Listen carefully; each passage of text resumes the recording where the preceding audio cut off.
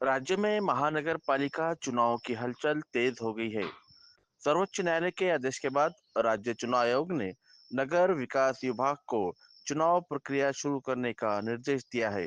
इसके तहत मंगलवार रात को नगर विकास विभाग ने राज्य के 9 ब और क वर्ग तथा 19 ड वर्ग की महानगर पालिकाओं के लिए नए वार्ड परिसीमन के आदेश जारी किए हैं। इस बार प्रभाग रचना करते समय 2011 की जनगणना के ब्लॉक को आधार माना जाएगा। स्थानिक स्तर पर हुए मामूली बदलाव को ध्यान में रखकर अधिकतर जगहों पर 2017 की रचना के अनुसार ही नए प्रभाग बनेंगे। ये संपूर्ण प्रक्रिया लगभग 2 महीने में पूरी की जाएगी और बारिश खत्म होते ही चुनाव होने की संभावना है। राज्य में जब महाविकास आघाड़ी सरकार थी, तब उन्होंने 3 सदस्यीय प्रभाग रचना लागू की थी, लेकिन ओबीसी आरक्षण सहित अन्य मुद्दों पर सुप्रीम कोर्ट में याचिकाएं दाखिल होने के कारण चुनाव स्थगित हो गए थे।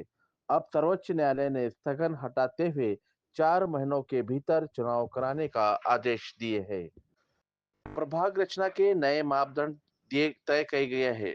प्रत्येक प्रभाग से कम 3 और अधिकतम 5 सदस्य चुने जाएंगे।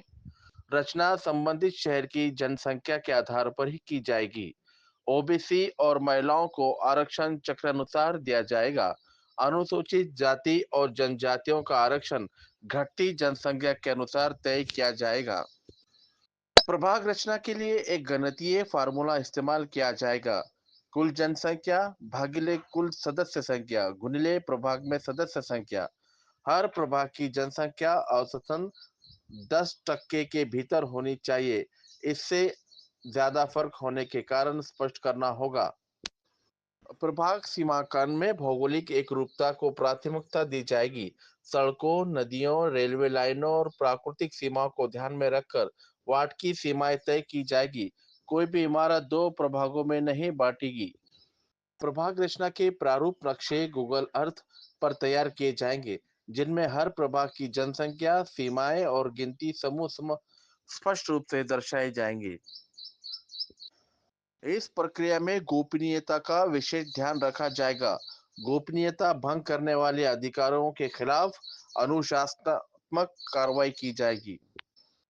प्रभाग रचना के चरण इस प्रकार होंगे।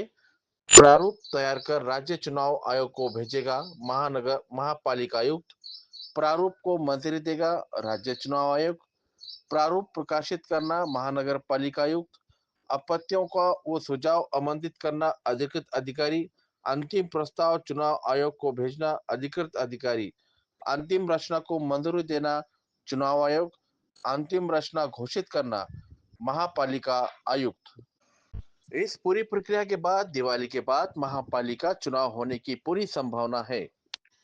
तो आने वाले दिनों में राज्य की महानगर पालिकाओं में एक बार फिर से राजनीतिक मुकाबला देखने को मिलेगा। कौन से दल बाजी मारते हैं, ये देखना दिलचस्प रहेगा।